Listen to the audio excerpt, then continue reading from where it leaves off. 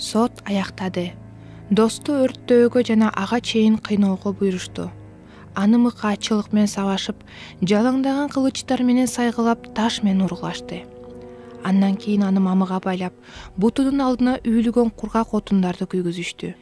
Шаардын тургундары зыяратчынын кантип күйүп кеткенин көрүшүп, бирок анын жаркыраган араба менен асманга кандайча көтөрүлүп кеткенин көрүшкөн жок. Машаякчыны болсо зынданга салышты.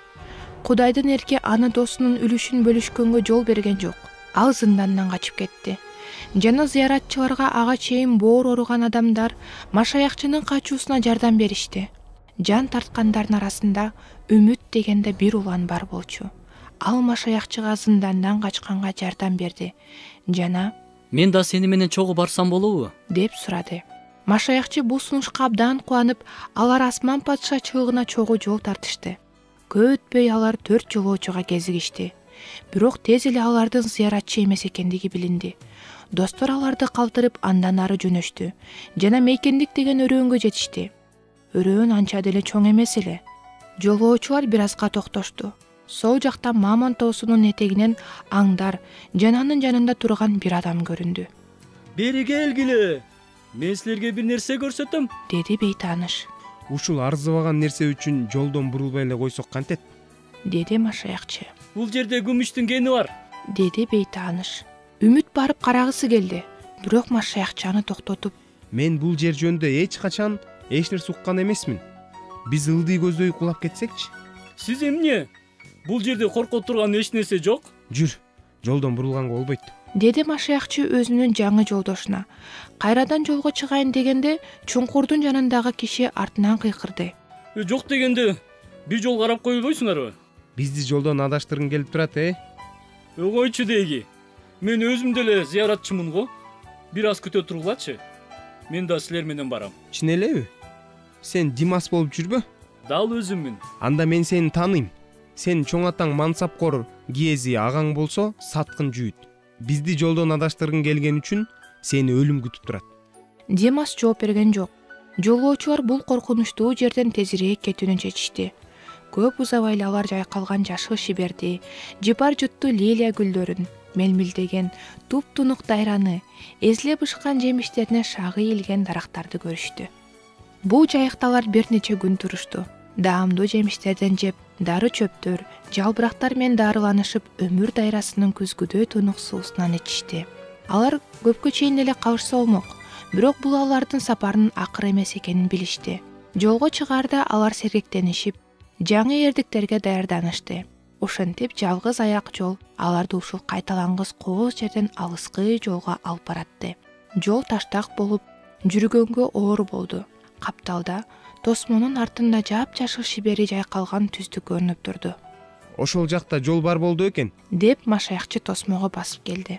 Бери кел. Бул жерде абдан жакшы жол бар экен, деп чакырды ал. "Ал жолдон адашып кетпейбизби?"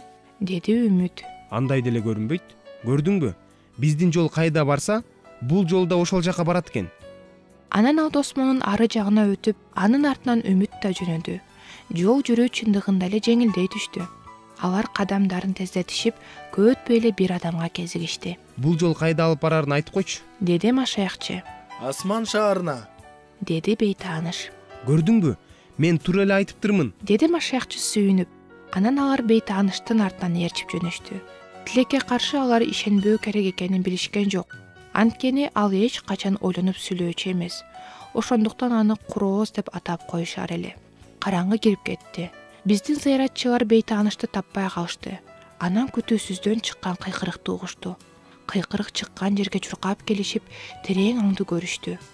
Курооз эми кыйкырганга да алы келбей, тээ түпкүрдө катуу онтоп жатыптыр. "Эми эмне кылабыз?" деди Үмүт үрөйү учуп. Машаякчы үн каткан жок. Ал ичинен аябай уялып жаткан эле. Андан калса күтүүсүздөн нөшөр башталып, чагылган чартылдап, күн күркүрөп, жамгыр чакалап төккөндө куюп кирди.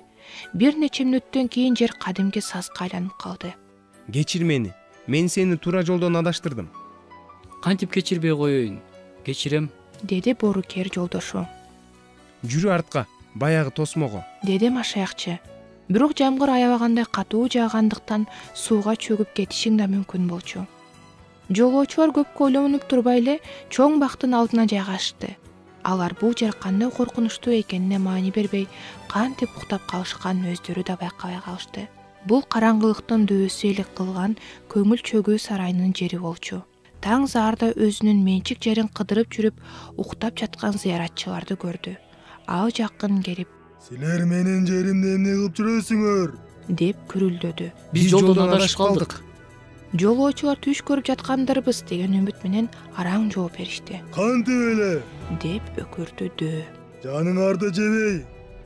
Андан көрө чоочун бирөөнүн жерине уруксатсыз кирдик деп айтсаңар го, силер эми меникесиңер. Баскыла!» Дөө жолоочуларды союл менен сарайга кубалап келип, терең ороого түртүп жиберди да эшикти жапты. Муздак, сыгыз жерде жатышып, алар кандай азапка кабылганын ойлонушту. Ооба десең, көңүл чөгүү сарайы, таш боордугу менен атагы чыккан коркунучтуу Дөө, зыянкеч аттуу аялы бул азап болбой эмне болсун? Машаякчы ичинен аябай өкүнүп жатты.